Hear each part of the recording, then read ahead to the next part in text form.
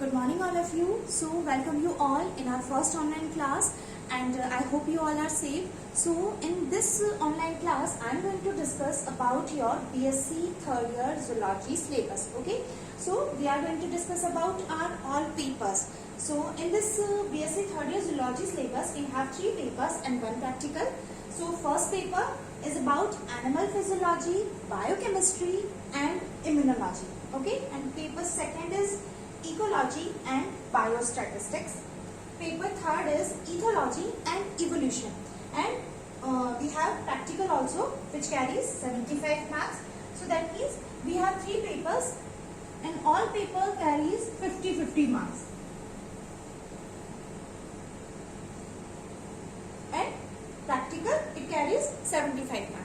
Okay तो आप लोगों को यहाँ तक समझ में आ गया होगा कि आपका जो जूलॉजी वाला सिलेबस है उसमें हम लोग जो अब तक देखते आ रहे थे फर्स्ट ईयर में सेकेंड ईयर में सिमिलरली वैसे की वैसे 3 ही पेपर हैं और एक प्रैक्टिकल एग्जाम है यहाँ पे आप देखिए। सो पेपर फर्स्ट की अगर मैं बात करूँ तो हम इस पेपर में हम इसका सिलेबस अगर देखें तो हम लोग क्या डिस्कस करने वाले हैं वो हम थोड़ा सा यहाँ पे मैं आपको ब्रीफ इंट्रोडक्शन जो है वो यहाँ दे देती हूँ। सो पेपर फर्स्ट जो है वो है आपका animal physiology, biochemistry and immunology. देखिए हम लोगों ने जो हमारा फर्स्ट ईयर का सिलेबस था उसमें हम लोगों ने क्या स्टडी किया था, एनिमल लाइफ एंड डाइवर्सिटी। तो उसमें हम लोगों ने किसको स्टडी किया था, इनवर्टिब्रेट को स्टडी किया था। सेकेंड ईयर के अंदर हम लोगों ने जो हमारा फर्स्ट पेपर था वो वर्टिब्रेट्स के बारे में था। तो अब तक हमारा सिलेबस यानी अप टू सेकेंड ईयर हम लोग ये देखते हैं कि हम लोगों को एनिमल का एक अच्छा खासा नॉलेज जो है वो हो चुका है कि एनिमल्स जो है वो इन्वर्टिब्रेट्स होते हैं जिसको फर्दर हम लोग 9 फाइला में क्लासिफाई करते हैं। उसके अलावा फिर नॉन कॉर्डेट्स आते हैं या नॉन कॉर्डेट्स के बाद फिर प्रोटोकॉर्डेट्स आते हैं। प्रोटोकॉर्डेट्स के बाद जो है कॉर्डेट में कन्वर्ट हो जाता है, कॉर्डेट जो है वो फर्दर वर्टिब्रेट्स में कन्वर्ट हो जाते हैं। तो इस तरह से हम लोगों को अप टू सेकेंड ईयर हम जान चुके हैं कि किस तरह से ओरिजिन जो हुआ है और किस तरह से एक सिंगल सेल प्रोटोजोआ से एक मल्टी सेलुलर ह्यूमन बीइंग यानी कि मैमेलिया क्लास मैमेलिया के जो एनिमल्स हैं वो डेवलप हुए हैं। तो अब हमारा जो थर्ड ईयर का सिलेबस है वो इस तरह से डिजाइन किया हुआ है कि अब क्योंकि हम लोग एनिमल का क्लासिफिकेशन, उनके जनरल कैरेक्टर, इवन उनके स्ट्रक्चर, उनकी फिजियोलॉजी वो हम लोग देख चुके थे, लेकिन अब जो हम बात करेंगे वो हायर एनिमल्स की फिजियोलॉजी के बारे में बात करेंगे। फिजियोलॉजी से क्या मतलब हो जाएगा यहाँ पे कि फिजियोलॉजी का मतलब ये है कि आप यहाँ पे उस एनिमल का जो हाईएस्ट एनिमल है that means all about human being, तो ह्यूमन बीइंग के सारे जो बॉडी सिस्टम है, फॉर एग्जाम्पल डाइजेस्टिव सिस्टम हो गया, सर्कुलेटरी सिस्टम हो गया, रेस्पिरेटरी सिस्टम हो गया, उसके अलावा रिप्रोडक्टिव सिस्टम है, एक्सक्रीटरी सिस्टम है या इंटेग्युमेंटरी सिस्टम है या आपका एंडोक्राइन सिस्टम है और सबसे इम्पॉर्टेंट नर्वस सिस्टम। तो इन सारे सिस्टम्स की हम लोग अलग अलग उनका स्ट्रक्चर, उनका फंक्शन और उनका वर्किंग मैकेनिज्म जो है वो स्टडी करने वाले हैं एनिमल फिजियोलॉजी के फर्स्ट पेपर में। उसके अलावा आप देखिए क्योंकि हम जब एनिमल फिजियोलॉजी दैट मीन्स हम जब जान लेते हैं कि उसके सारे के सारे बॉडी के सिस्टम्स जो हैं वो किस तरह से काम कर रहे हैं, तो उसके बाद हम लोग बात करेंगे बायोकेमिस्ट्री के बारे में।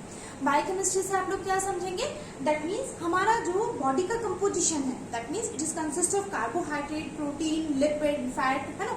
तो ये जो चीजें हैं उनका कंपोजिशन कैसे हुआ है, उनका जो है ओरिजिन कैसे होता है, वो किस तरह से डेवलप होते हैं, किस तरह से फर्दर हम उनको यूटिलाइज करते हैं एनर्जी प्रोडक्शन के लिए। दैट मीन्स यहाँ पे हम लोग सारे के सारे जो बायोकेमिकल साइकिल्स हैं उनको स्टडी करेंगे। कौन कौन से, फॉर एग्जाम्पल हम लोग बात करते हैं ग्लाइकोलाइसिस हो गया, ग्लूकोनियोजेनेसिस हो गया, उसके अलावा आपका क्रैब साइकिल हो गया, इलेक्ट्रॉन ट्रांसपोर्ट चेन हो गया या और भी बहुत सारे साइकिल्स जो हैं उन सबको हम लोग इस वाले बायोकेमिस्ट्री वाले पार्ट के अंदर स्टडी करेंगे। एंड देन आता है आपका इम्यूनोलॉजी। इम्यूनोलॉजी का कॉन्सेप्ट अभी बहुत चल रहा है just because of corona pandemic. अभी हम लोग क्या ध्यान दे रहे हैं कि हमें अपनी इम्यून सिस्टम यानी इम्यूनिटी पावर को जो है वो बढ़ाना है, यानी रोग प्रतिरोधक क्षमता जो है वो अगर बढ़ेगी तो हम किसी भी तरह के डिजीज कॉजिंग पैथोजन से अपने आप को बचा पाएंगे। तो इम्यूनोलॉजी यानी हमारी जो प्रतिरोधी सिस्टम है, जो इम्यून सिस्टम है, उसका स्ट्रक्चर, उसका फंक्शन यानी कौन कौन सी सेल्स जो हैं वो हमें इम्यूनिटी प्रोवाइड करती हैं और हमारी जो बाहर से फॉरेन पार्टिकल्स या फॉरेन डिजीज कॉजिंग पैथोजन जो हमारी बॉडी में एंटर करते हैं उनसे किस तरह से हमारी बॉडी को बीमार होने से बचाती हैं। तो वो सारा का सारा पार्ट जो है वो हम लोग इम्यूनोलॉजी वाले क्वेश्चन में पढ़ने वाले हैं।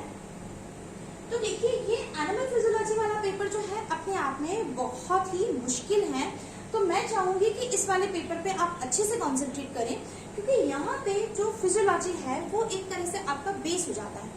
बायोकेमिस्ट्री का भी अपने आप में एक बेस है, तो ये जो पेपर है वो थोड़ा टफ भी रहेगा, लेंथी भी रहेगा, लेकिन बहुत मजा आएगा इस पेपर को पढ़ने में।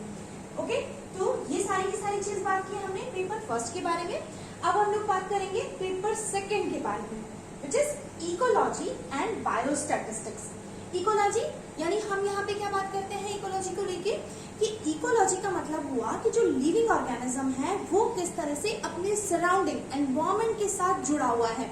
यानी हम यहाँ पे प्लांट्स की बात भी करते हैं, तो हम यहाँ पे एनिमल्स की भी बात करते हैं। तो जो उस एनिमल की या लिविंग ऑर्गेनिज्म की सराउंडिंग है वो किस तरह से उसको अफेक्ट करती है, उसके बारे में हम लोग यहाँ पे बात करेंगे।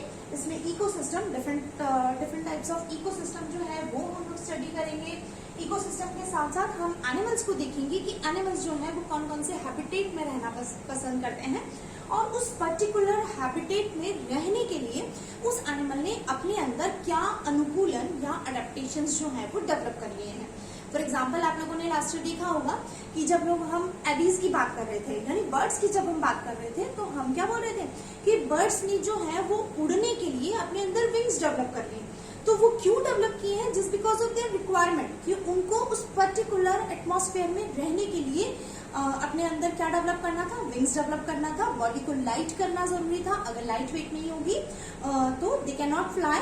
तो इसी तरह से उन्होंने अपने अंदर ऐसे चेंजेस लाए, ऐसे हम स्ट्रक्चरल, फंक्शनल और इवन फिजियोलॉजिकल चेंजेस उन्होंने अपने अंदर डेवलप किए, जिससे वो एनिमल उस पर्टिकुलर हैबिटेट के अंदर अपने आप को बनाए रख सकें। ठीक है, तो इकोलॉजी के बारे में हम लोग यहाँ पे बात करेंगे। फिर यहाँ पे 2 यूनिट आपका बायोस्टैटिस्टिक्स का भी आता है।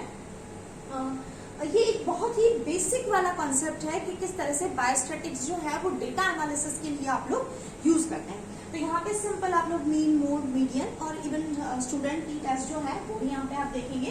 तो ये सिंपल आप लोगों का डेटा एनालिसिस के लिए एक यूनिट जो है वो यहाँ इंट्रोड्यूस किया गया है। ओके, और पेपर थर्ड जो है it is ethology and evolution. Ethology that means behaviour science. यानी यहाँ पे अब आप देखिए, आप पेपर का डिजाइन देखिए कि कहने क्या है, हम उसकी स्ट्रक्चर, उसका फंक्शन और उसके बॉडी के सिस्टम की जो मैकेनिज्म है, वर्किंग मैकेनिज्म है, उसको देख लिया हम लोगों ने। फिर हमने उसकी किस तरह से एनर्जी जनरेट करता है वो एनिमल, उसको हमने स्टडी कर लिया। फिर उसके इम्यून सिस्टम को भी स्टडी कर लिया। फिर सेकेंड पेपर में हम लोग क्या डिजाइन कर रहे हैं, क्या देख रहे हैं यहाँ पे कि वह एनिमल अपने हैबिटेट के अंदर अपने आप को कैसे बनाए रख पा रहा है। ओके, थर्ड पेपर जो है वो हम यहाँ पे बात करेंगे इथोलॉजी के बारे में, that means behaviour science. Behaviour science यानी एनिमल की जो अलग अलग बिहेवियर उसने अपने अंदर डेवलप किए हैं वो किस तरह से आए हैं, उसका लर्निंग प्रोसेस जो है वो कैसे हुआ है, किस तरह से वो अपने आप को इम्प्रिंट करता है, कैसे वो चीजें समझता है, वो सारा का सारा कॉन्सेप्ट जो है वो हम लोग इथोलॉजी के अंदर स्टडी करने वाले हैं। तो यहाँ पे कुछ बेसिक थ्योरीज भी होंगी जो आपको अलग अलग साइंटिस्ट ने अलग अलग समय पे इथोलॉजी को समझने के लिए दी है। तो वो सारी चीज हम लोग यहाँ पे स्टडी करने वाले हैं। एंड देन आता है आपका इवोल्यूशन वाला पार्ट। इवोल्यूशन, उद्विकास, नाम से ही पता चल रहा है कि एनिमल जो है वो किस तरह से इवॉल्व हुए, और इवॉल्व होने के दौरान उन्होंने अपने अंदर क्या परिवर्तन किया। इवोल्यूशन को आप और इजी वे में समझना चाहें तो हम लोग यहाँ पे बात करेंगे लमार्किज्म की, इसके अलावा हम लोग बात करेंगे डार्विनिज्म की, उसके अलावा नियो डार्विनिज्म की, यानी किस तरह से जो है लेमार्क ने अपना कॉन्सेप्ट दिया इवोल्यूशन को लेके, डार्विन ने अपना कॉन्सेप्ट दिया इवोल्यूशन को लेके, सर्वाइवल ऑफ द फिटेस्ट वाला आप सभी को पता होगा। और उसके अलावा ओरिजिन ऑफ लाइफ जो है, यानी जीवन, पृथ्वी पर जीवन की किस तरह से उत्पत्ति हुई है, इसके लिए हम लोग इनऑर्गेनिक, ऑर्गेनिक कॉन्सेप्ट जो है वो दोनों यहाँ पे डिस्कस करेंगे। तो इवोल्यूशन वाला part that means all about evolution, उद्विकास जो है वो एनिमल का किस तरह से हुआ है उसके बारे में हम लोग बात करने वाले हैं यहाँ पे। तो इवोल्यूशन वाला पार्ट रहेगा। फिर आता है आपका प्रैक्टिकल, जो कि 75 मार्क्स का होगा एज यूजुअल, अब तक ऐसा ही होता आया है। अब यहाँ पे आप देखिए प्रैक्टिकल वाला पार्ट जो है उसमें आप लोगों के ये तीनों पेपर्स जो है, एनिमल फिजियोलॉजी हो गया या फिर इकोलॉजी हो गया या इथोलॉजी हो गया, इन तीनों पेपर से रिलेटेड एक्सरसाइजेज होंगी वो आपके प्रैक्टिकल्स के अंदर आएंगी। ठीक है, तो आप लोगों को आई होप सब कुछ समझ में आ गया होगा।